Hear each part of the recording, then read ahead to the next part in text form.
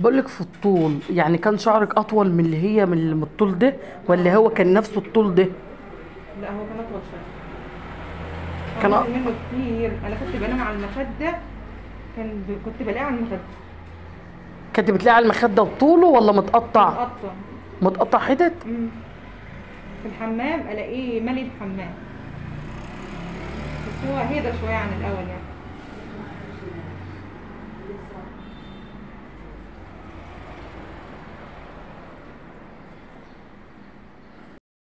السلام عليكم، ازيكم يا بنات؟ عاملين ايه؟ كنت عامله بروتين وشعرك بتقطع؟ كنت عامله بروتين وشعرك بيقع؟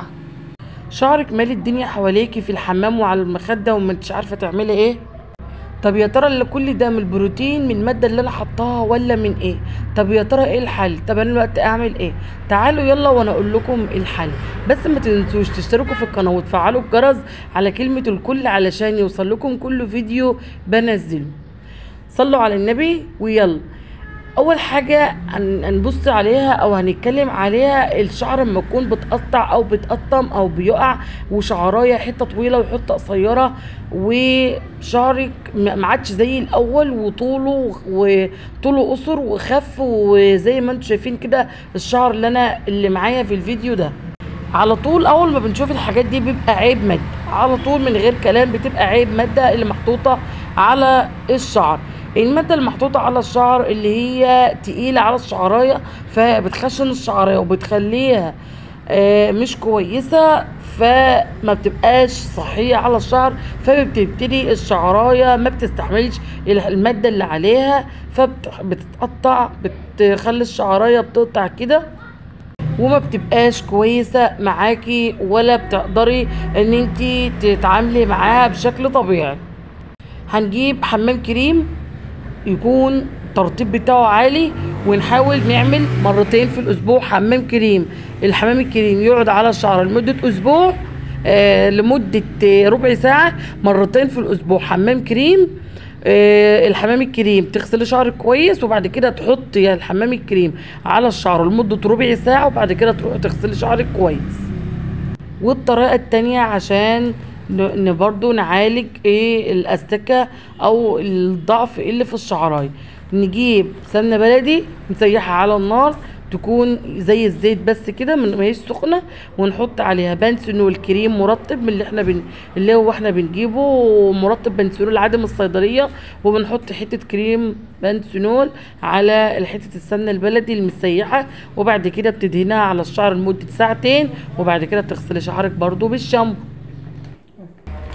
لما العامله جات لي ولقيت البنت دي بتحكي لي وبتقول لي انا كنت عامله شعري في مكان ما، وشعري لقيته حصل كذا كذا كذا كذا كذا، فهي جات لي، فابتديت ان انا اتعامل او لا انصحها بشويه حاجات تعملها على شعرها، والحمد لله كانت جايه في الوقت اللي انا صورت فيه الفيديو ده، كانت جايه او انا اشوفه يعني بعد ما هي عملت الحاجات اللي انا قلت لكم عليها دي، وقلت لها عليها، قلت لها زي ما قلت لكم كده بالظبط، وابتدت ان هي تعمل كده، والحمد لله ابتدى ان هو ما عادش بيقع زي الاول، ويتحسن زي ما انتم سمعتوها كده في اول الفيديو، يتحسن عن الاول كتير، فالحمد لله. فانا حبيت اخد التجربه بتاعتها وتبقى قدوه للبنات كتير اللي بتعمل شعرها في اي مكان، وبيبقى ناس ما بتتقيش الله وبتحط مواد صعبه او مضره على الشعر. طبعا انا عامله لكم كده ميكس بين كذا فيديو انا بتاع، يعني كنت عاملاهم شعر، كنت عامله فيهم شعر معالجات برضو، وجلسات ترميم وجلسات ترطيب، فانا قلت كده او اعرض لكم الفيديوهات دي، يعني برضو عشان تاخدوا فكرة عن اشكال الشعر، وعن الالوان، وعن المادة اللي احنا بنحطها.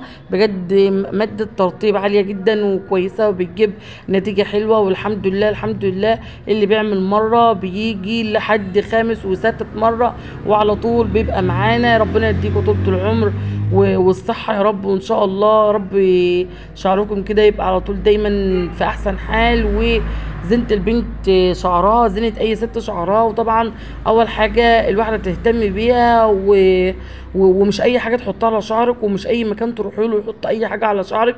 في ناس بتتقي الله، وفي ناس ما عندهاش ضمير، فانتي الشعر ده حاجه مهمه جدا في حياتك. فاللي هو انت ما ينفعش ان انت تروح اي مكان وتسلمي كده الا لما تفهمي انت هيحط لك ايه وتعملي ايه. ولو شعرك بقى بيقع بطوله فان شاء الله اكتبوا لي في الكومنتات، وانا ان شاء الله برضو اعمل لكم فيديو تاني اقول لكم لو الشعر بيقع بطوله يبقى المشكله فين. فبنبتدي ان احنا نغذي الشعرايه بحيث نعيد بناء الشعرايه من اول وجديد. ولما نطمن على الشعرايه ان خلاص اللي هو عيدنا بناء الشعرايه، بنبتدي ان احنا نتجه بقى لحاجات تانية.